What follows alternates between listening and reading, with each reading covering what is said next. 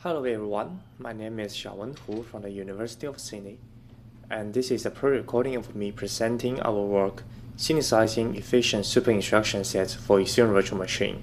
This is a joint work with my colleagues David Zhao and Bernhard Scholz. So what are super instructions? A super instruction is a sequence of multiple individual instructions combined into a single, more complex instructions. It is a very common optimization technique used in interpreter and virtual machine optimization. For example, instead of executing load, add, store separately, we can combine them into a single super instructions called load, add, store. This reduces the overhead of dispatching each instruction individually. So why are we interested?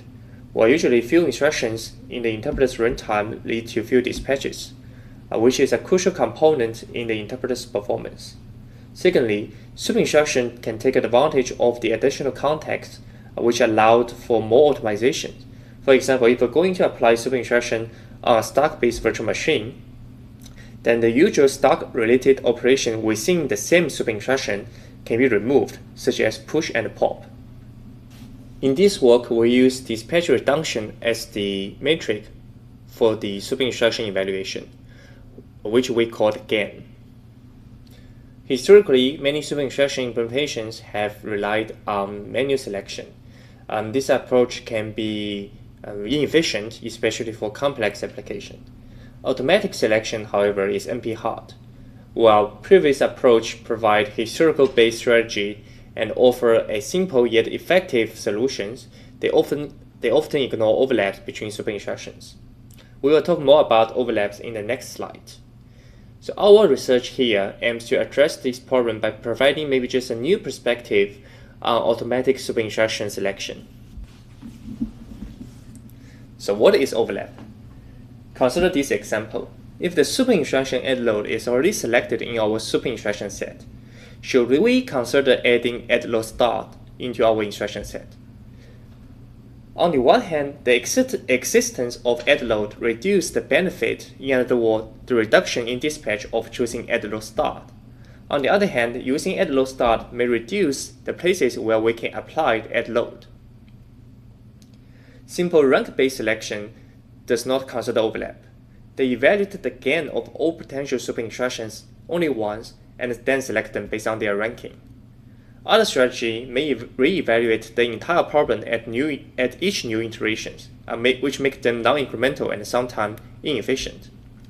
Some approaches also reduce the problem space by limiting the size of potential candidates. For example, they only consider super instruction whose size does not exceed 4. Our solution combines offline dictionary-based compression techniques with greedy heuristics, allowing us to handle overlap incrementally. This approach strikes a balance between selecting effective super instruction and managing overlap, providing a new perspective for this problem. Before moving on, let's talk about Ethereum Virtual Machine, which is the target platform of our work. The EVM is a virtual machine for executing smart contracts on the Ethereum blockchain. And the EVM takes input a sequence of EVM bytecode. The bytecode representation of those smart contracts are then stored on the blockchain. This allows people to replay those smart contracts anytime, anywhere they want, and it creates a large data set for us to train and generate super instruction, which is very useful for our use case. Next, let's talk about the recursive pair algorithm, which is the offline dictionary compression algorithm we chose in our work. The recursive pair algorithm is a compression technique that identifies and replaces the most frequent pairs of symbols with new non-terminal symbols in the dictionary. It does this iteratively, reducing the sequence lines by 1 at each step until the input text only has 1 symbol left. This results in a dictionary of new symbols that map back to those original pairs, creating a more compact representation of the original data. Now let's consider an example. At the beginning, the pair SH and SE both appear 3 times. When a tie exists, we just choose arbitrarily. So here we choose SH for the replacement and then replace it with the dictionary symbol 1. At the next iteration, AC becomes the next candidate for replacement because it has the highest frequency, and it is replaced with dictionary symbol 2. At the third iteration, just to remind you that at each iteration, the recursive pair algorithm updates the frequency of all the symbols. So at the last iteration, the sequence space dictionary symbol 2 becomes the next candidate for replacement, and is replaced with a new symbol. The result of a recursive pair is actually a context-free grammar, where each production rule is of the form V to alpha beta, where V is a non-terminal symbol from the dictionary, and alpha beta can be either a non-terminal from the dictionary or the original symbol in the input text. So on the left-hand side, you can see the derived rules, and on the right-hand side, you can see the grammar tree, which also happens to be a binary tree because of the nature of a recursive pair. Now let's have a look at our system's overview. We start by tracing and recording runtime information of smart contracts executed on the blockchain. In particular, we are interested in basic block execution frequency, as it is the important factor in our super-instruction evaluation matrix. Next, we apply the recursive pair algorithm on those basic blocks, which effectively results in a context-free grammar, in our case, a binary tree. Each node on the tree represents a super-instruction candidate. We then choose a certain number of super-instructions on that tree based on our greedy heuristics, and we generate them into a new Ethereum Virtual Machine with the capability of executing those super-instructions. So to trace basic block, the EVM code is instrument to enable the tracer to record a list of executed operations until a branching operation or an exception is encountered. So for branching operations, we're referring to operations like jump I, or any operation that causing early termination. The reason for that is our super instruction does not cross basic block boundary, so there's no point of recording frequency across span basic block. So up on encountering a branch, the tracer will store the recorded instruction into the database with an ID and frequency count. So the IDs can be used to uniquely identify a basic block sequence. Next, we use recursive pair to analyze the profiling data we just obtained from the EVM tracer. We use a modified version of recursive pair algorithm for analyzing basic block sequence. The input of our recursive pair algorithm is a concatenation of the basic block text representation separated by a unique marker sigma we manually added. And our recursive pair algorithm will never choose a pair that spans across a sigma boundary. This is to ensure that our super instruction does not span across basic blocks. Of course, there are super instruction variants that support crossing a basic block boundary. However, in this work, we mainly focus on classic super instructions. And each basic block is associated with a frequency count FB, which is also sourced from the EVM tracer. Next, we move on to our greedy selection. At initial state, our greedy selection simply calculates the dispatch reduction of all super instructions given by the recursive pair algorithm, using the length of the super instruction multiplied by their frequency. In other words, each node in the context-free grammar or in the binary tree given by the recursive pair algorithm is associated with a estimated gain. And at each iteration, the super instruction with the highest estimated gain is selected. However, at each iteration, after selecting a super instruction, the gain for the remaining super instruction in the binary tree will be updated with our algorithm. The update can be mainly split into two parts, the frequency update and the height update. For the frequency update, we start with the select node V using a BFS. For each child node C of V, we update its frequency. So the frequency of C, the new frequency of C will become the old frequency of C minus the frequency of V. And this update propagation will stop when we reach an already selected node. The rationale behind this update is that selecting a sequence like add load star reduces the frequency of its subsequence, such as add load, by the frequency of longer sequence. In another word, once we already select add load start, there will be less places where we can apply add load. Therefore, the frequency update reflects this decrease in frequency in the potential application of the subsequence.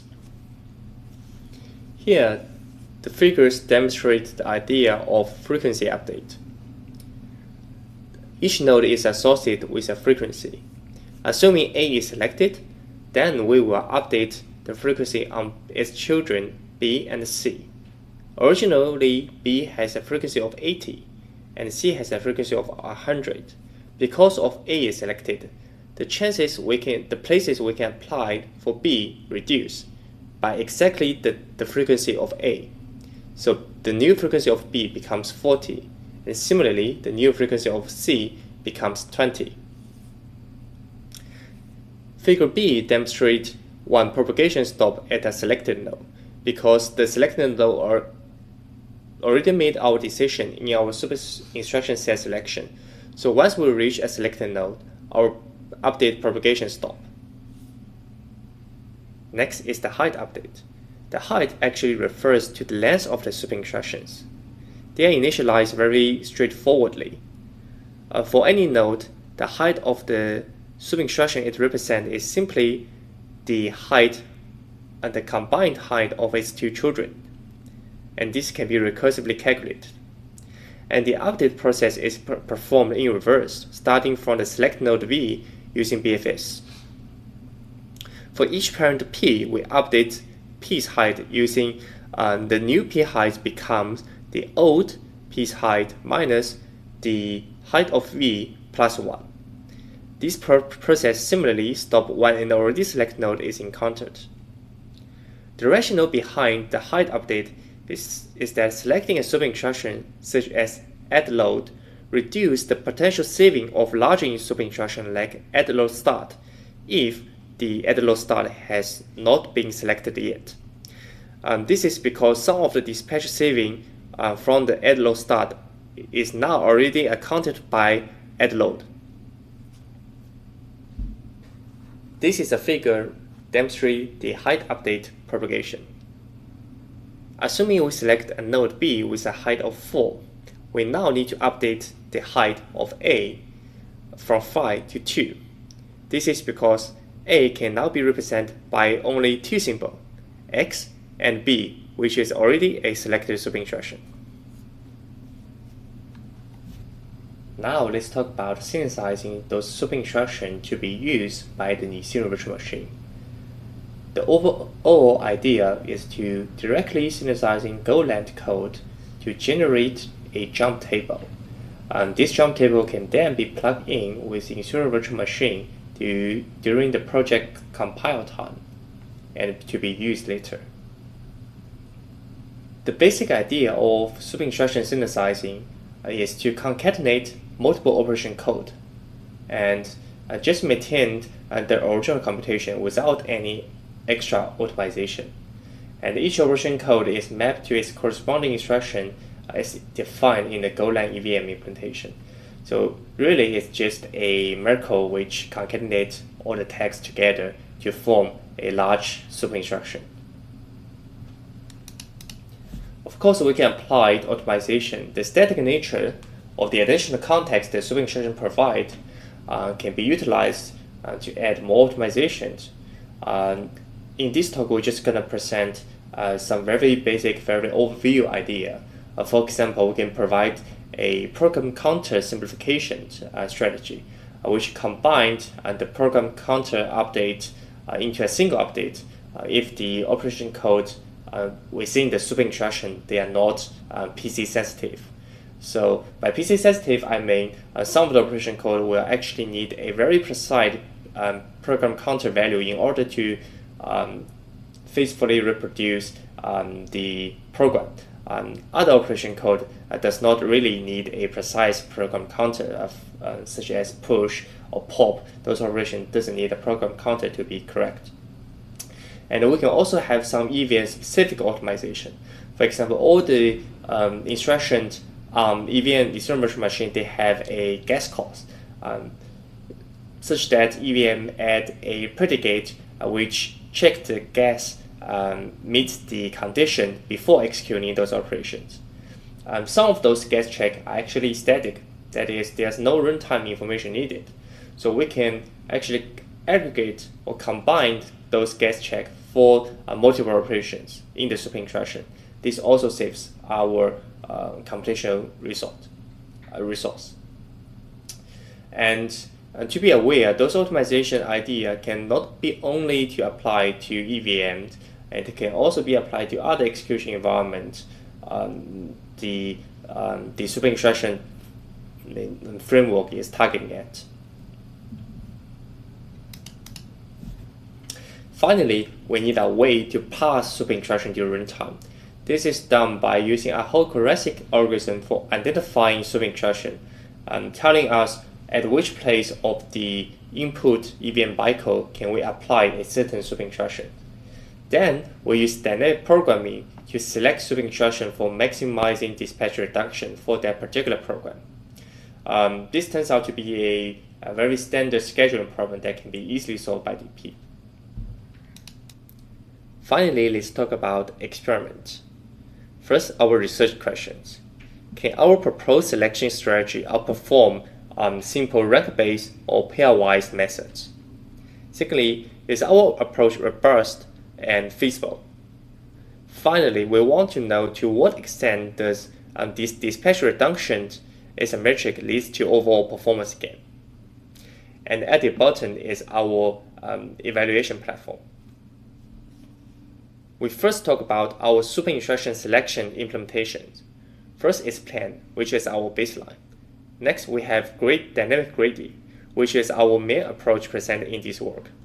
The n at the end indicates the number of selected super instructions. Next, we have dynamic recursive pair n.